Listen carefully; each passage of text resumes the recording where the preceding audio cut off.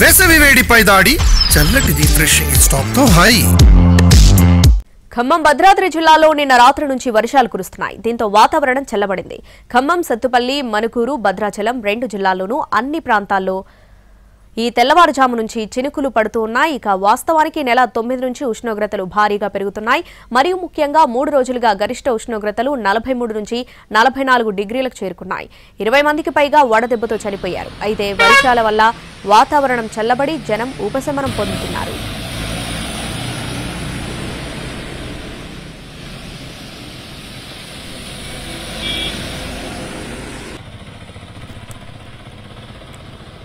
ఖమ్మం, భద్రాద్రి జిల్లాలో నిన్న రాత్రి నుంచి వర్షాలు కురుస్తున్నాయి. దీంతో వాతావరణం చల్లబడింది. ఉష్ణోగ్రతలు తగ్గడంతో జనం ఉపశమనం పొందుతున్నారు. దీనిపై పూర్తి వివరాలు మా ప్రతినిధి భూపాల్ అందిస్తారు.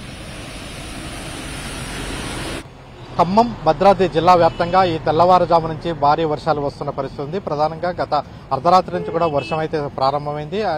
ఈ నేపథ్యంలో మొత్తం కూడా ఒక్కసారిగా వాతావరణం అయితే చల్లబడింది. నిన్నటి వరకు 43-44 డిగ్రీల సెల్సియస్ ఉష్ణోగ్రత నమోదవుతున్న నేపథ్యంలో గత రాత్రి నుంచి వర్షం వస్తుండటంతో ఇది అంటే అకాల వర్షంగా కాకుండా కంటిన్యూషన్ గా వర్షం వస్తున్న పరిస్థితి ఉంది. అయితే ఈ వర్షం వల్ల మొత్తం కూడా అటు భద్రాచలం నుంచి ఇటు ఖమ్మం వరకు అన్ని ప్రాంతాల్లో వాతావరణం అయితే చాలా కూల్ గా మారిపోయిన పరిస్థితి ఉంది.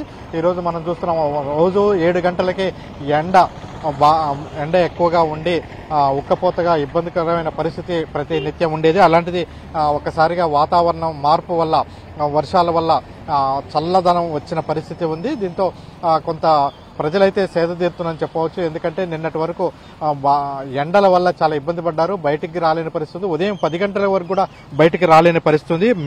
అంటే ఈ నెల 9వ తారీఖు నుంచి ఎండల తీవ్రత భారీగా పెరిగింది. వాస్తవానికి మార్చి మిడిల్ నుంచే ఎండలు వచ్చినప్పటికీ మే అనగానే ఎండలు బాగా ఉంటాయని మనకు తెలుసు. ఆ నేపథ్యంలో ఎండలు మే 9వ తారీఖు నాడు ఖమ్మం జిల్లాలో 40 డిగ్రీల సెల్సియస్ ఉష్ణోగ్రత నమోదవగా భద్రాద్రి జిల్లాలో 38.6 సెల్సియస్ ఉష్ణోగ్రత నమోదైంది. అయితే అది కంటిన్యూషన్ గా పెరుగుతూ వచ్చింది.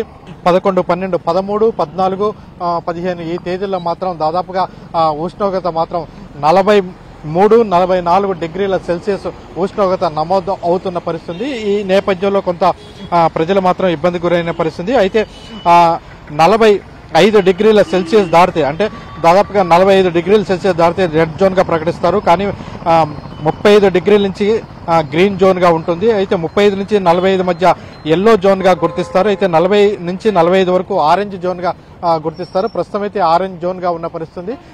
ఈ ఆరెంజ్ జోన్ గా ఉన్న పరిస్థితుల్లోనే ఎండలు బాగా ఉండటంతో దాదాపు ఇప్పటి వరకు 20 మందికి పైగా చనిపోయినట్టుగా లెక్కలు వస్తున్నాయి. అదేవిధంగా ఎండలు తీవ్రత వల్ల కొంచెం జాగ్రత్త తీసుకోవాలని చెప్తున్నప్పటికీ అడపాదడప, అంటే వాస్తవానికి గత 20 రోజుల నుంచి అడపాదడప మధ్యాహ్నం టైంలో ఎండ వస్తే రాత్రి టైంలో వర్షాలు వస్తున్న పరిస్థితి. కానీ వర్షం వచ్చినా ఒక అర్ధగంట సేపట్లో వర్షం వచ్చి పోతున్న పరిస్థితి. కానీ గత అర్ధరాత్రి నుంచి మాత్రం చినుకులు, అంటే తుఫాను వచ్చిన సమయంలో ఉండే విధంగా చినుకులు, అటువంటి చినుకులే మాత్రం వస్తున్న పరిస్థితి. దీంతో వాతావరణం ఒక్కసారిగా కూల్ గా అయిన పరిస్థితి. ఇదే పరిస్థితి అంటే ఇంకా మే నెల ఇంకా 15 రోజులు ఉంది. అదేవిధంగా జూన్ 2వ వారం తర్వాతనే వాతావరణం చల్లబడుతున్న అధికారులు వాతావరణ శాఖ చెప్తున్న పరిస్థితి మనకు ఉంది. అయితే వర్షాలు కూడా తొందరగా వస్తాయని ఎక్స్పెక్ట్ చేస్తున్నారు. అయితే ప్రస్తుతం మాత్రం ఈ జిల్లా వ్యాప్తంగా అటు భద్రాద్రి కొత్తగూడెం జిల్లా నుంచి ఇటు ఖమ్మం వరకు అన్ని ప్రాంతాల్లో 10 నియోజకవర్గాల ప్రాంతాల్లో వర్షాలు పడిన పరిస్థితి. ఎందుకంటే సరిహద్దులో ఉమ్మడి కృష్ణా జిల్లాలో భారీ వర్షాలు వస్తున్నాయి. దాని ప్రభావం ఖమ్మం జిల్లా మీద కూడా కనపడిందని చెప్పవచ్చు.